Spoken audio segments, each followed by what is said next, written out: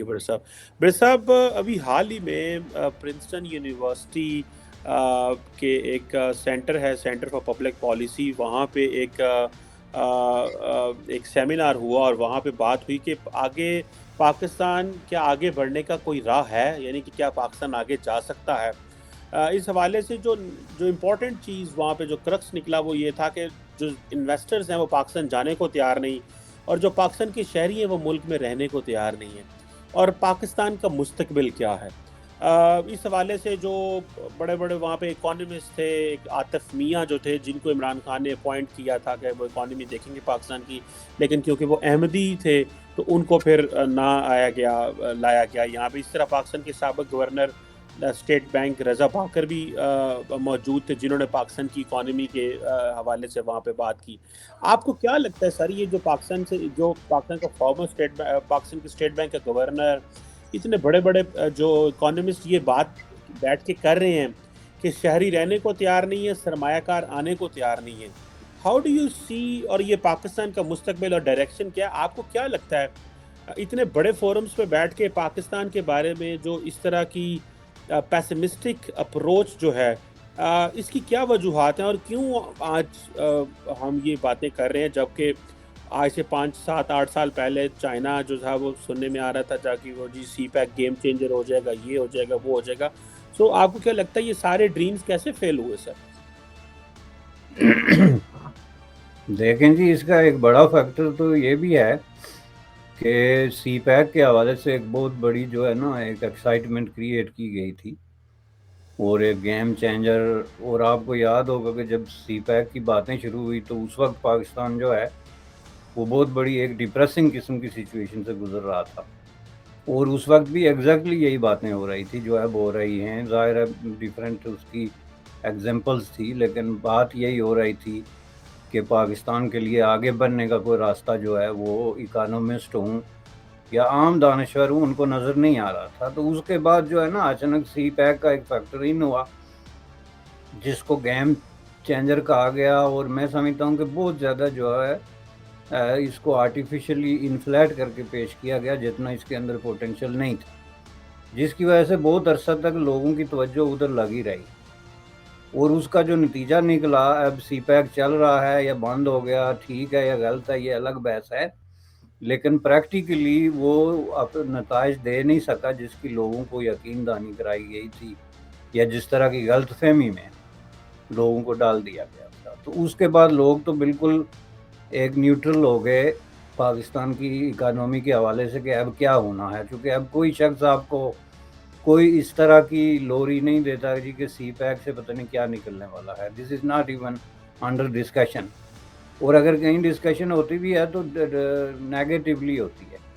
کہ جی یہ جو قرضے آپ نے لیے ہوئے ہیں وہ یہ کیسے واپس ہوں گے، اور یہ جو پروجیکٹ جو ہے درمیان میں رک گئے ہیں یا ڈیلے ہو گئے ہیں کیا یہ چلیں گے بھی یا نہیں۔ اور اس کے ساتھ ساتھ یہ جو خبریں آتی ہیں کہ جی ایک چینی انجینئر جو ہے اس پہ بلاس فہمی کے تحت اس کو اریسٹ کر لیا گیا، کہیں ایکسیڈنٹ کے نام پہ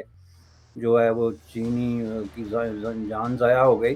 تو یہ ساری چیزیں سامنے رکھ کے تو ظاہر ہے آپ اس کو تو پھر ایک فیکٹر کے طور پہ نہیں رکھ سکتے۔ تو باقی رہا پاکستان کا، تو یہ جو بات کی آپ نے پرنسٹن یونیورسٹی اور پیسمسٹک اپروچ کی، میں اسے پیسمسٹک اپروچ نہیں کہوں گا، میں اس کو ریئلسٹک بلکہ پریگمیٹک اپروچ کہوں گا، چونکہ یہی پاکستان کی سب سے بڑی جو ہے ٹریجڈی رہی ہے کہ لوگوں سے بڑے لوگ جو ہیں نا جو کہیں بھی انفلوئنس ایکسرسائز کرتے ہیں وہ جھوٹ بولتے رہے ہر سطح پہ۔ مثلا آپ کسی بھی چیز کو دیکھ لیں، ایجوکیشن سے لے کے اکانومی سے لے کے ڈیفنس سے لے کے، تو ہر سطح پہ جو لوگ جو ہے نا وہ ٹاپ پہ ہیں، انہوں نے کبھی لوگوں کو اصل حقیقت نہیں بتائی کہ ہم کھڑے کہاں ہیں۔ اب یہ جو بات ہوئی ہے پرنسٹن یونیورسٹی میں، دو چیزیں جو ہیں، ایک تو یہ کہ جی لوگ وہاں پہ انویسٹمنٹ نہیں کرنا چاہتے، تو اس پہ تو کوئی سین مائنڈ جو ہے وہ کیسے بلیو کر سکتا ہے کہ کوئی اپنے پیسے لے جا کے پاکستان میں جو ہے اتنے بڑے رسک پہ ڈال دے۔ یہ جو پچھلے عرصے میں سابق پرائم منسٹر کے دور میں جو ہائپ کریٹ ہوئی تھی، اور اس کو بھی میں ایک فیک قسم کی ہائپ ہی کہوں گا کہ ایک ذاتی کنیکشن کے حوالے سے کہ جی لوگوں کو ہم کہتے ہیں کہ پیسے لے کے آئیں اور یہاں بزنس کریں. بزنس میں اس طرح تو نہیں ہوتا نا, لوگ کسی طرح کی فالوئنگ میں یا عشق میں یا اس طرح کے چیزوں میں تو پیسہ نہیں ضائع کرتے نا. جو ریئل بزنس مین ہے اس کے بڑی ایک کولڈ قسم کی کیلکولیشنز ہوتی ہیں کہ ہم یہاں سے اتنے بلین یا ملین لے جا کے یہاں انویسٹ کر رہے ہیں تو اس کا ریٹرن کیا ہے. ان 5 سالوں میں سب سے زیادہ بات فارن انویسٹمنٹ کی ہوئی اور اس کے لیے سب سے زیادہ ناسازگار ماحول جو پاکستان میں اب بھی ہے وہ فارن انویسٹمنٹ ہے.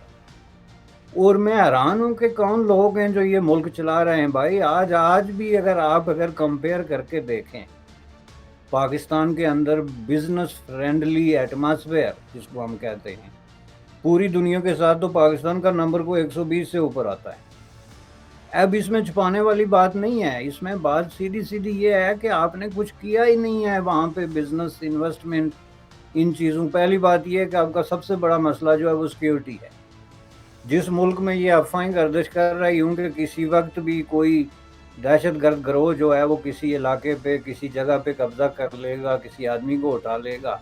اور جہاں آپ کی نیشنل سیکیورٹی جیسے اداروں میں یہ ڈسکس ہو رہا ہو کہ اس طرح کے دہشت گرد جو ہیں وہ منسٹر سے اور ایم ایل اے سے بھی بھتہ وصول کرتے, حصہ مانگتے, they are asking their stake ہر ایکٹیویٹی کے اندر. تو وہاں کس کا دماغ خراب ہے کہ وہ لندن سے یا نیو یارک سے یا سلیکون ویلی سے یا کہیں سے پیسے لے آ کے تو وہاں پہ آ کے پتے دے گا, پیشیاں بھگتے گا, ہاتھ جوڑے گا. پہلی بات تو یہ ہے. لیکن یہ تو ایک بہت بڑا چیلنج ہے. اس سے پیچھے جو چیلنج ہیں جو میں نے ان فرینڈلی ایٹماسفیئر کی بات کی, آج بھی پاکستان میں آپ کو کوئی بزنس سٹارٹ کرنے کے لیے جتنا ٹائم اور جتنے پاپڑ بیلنے پڑتے ہیں ایسا دنیا کے کسی ملک میں نہیں ہے سوائے یہ سوڈان اور اس طرح کے ملکوں کے. آپ نے کوئی 20 قسم کی ونڈوز کھولی ہوئی ہیں, کوئی انٹیگریٹڈ سسٹم نہیں ہے. یہاں اگر میں بیٹھ کے تو نیکسٹ 15 منٹس میں اپنی کارپوریشن کھول کے بیٹھ سکتا ہوں انٹرنیشنل. کسی بھی بزنس کسی بھی حوالے سے کسی سے پوچھنے کی مجھے ضرورت ہی نہیں ہے. میں سیدھا جاؤں گا online corporation Canada and open my corporation, no question asked. اب آپ اس کو کمپیئر کر کے دیکھیں کہ وہاں پہ کارپوریشن کھولنے کے لیے آپ کو کیا کرنا پڑے گا, اور پھر ہر کارپوریشن کے ساتھ آپ نے لائسنس جوڑے ہوئے, جو کہ بنیادی طور پہ پاکستان کی ٹریجڈی رہی ہے کہ آپ نے اپنے پسندیدہ لوگوں کو نوازنے کے لیے یہ پرمٹ, یہ لائسنس, یہ اجازت, وہ اجازت کا جو سارا ایک طرح کا سسٹم بنایا ہوا ہے وہ ہے ہی اسی لیے کہ اپنے لوگوں کو کس طرح نوازا جائے. ظاہر عام آدمی کو یہ لائسنس نہیں مل سکتا, فلاں کو یہ نہیں مل سکتا, آپ ایکسپورٹ نہیں کر سکتے, آپ امپورٹ نہیں کر سکتے, یہ جو ساری چیزیں ہیں. اور اس کے بعد جا کے تو آخر میں آپ کا سب سے بڑا المیہ یہ ہے کہ رول آف لا ایگزسٹ ہی نہیں کرتا, جس کو ہم کہتے ہیں نا بریچ آف کانٹریکٹ. کانٹریکٹ کو ان ملکوں میں بائبل سمجھا جاتا ہے. کوئی آدمی کانٹریکٹ ایک لبِ نیوز انڈیا انترراشٹریہ خبروں کا منچ.